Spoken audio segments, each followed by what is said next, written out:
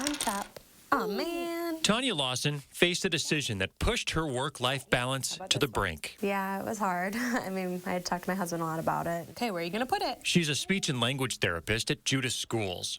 Last summer, she was asked to cut her maternity leave short and return to her students. If I wasn't going to do it, then they weren't going to get services. So then you kind of think about my higher needs kiddos that, I have some nonverbal kids that weren't going to get any therapy then, and what does that look like for them? Lawson was put in that position because district leaders say they couldn't find anyone to replace her.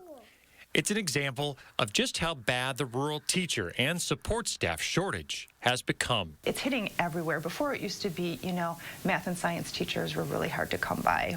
To adjust, more rural school staff are splitting time between districts.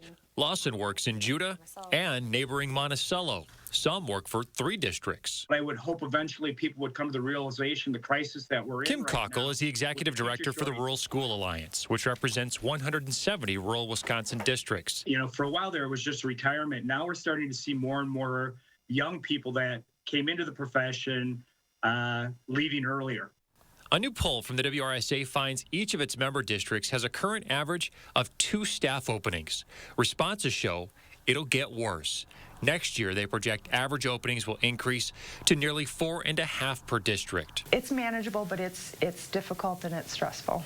The answer might not be what small towns want to hear. Is this really what's necessary for these districts to maintain their independence, or are we going to start to see more rural school districts consolidate? It's a good question. I think the shared services has allowed districts not to have to consolidate.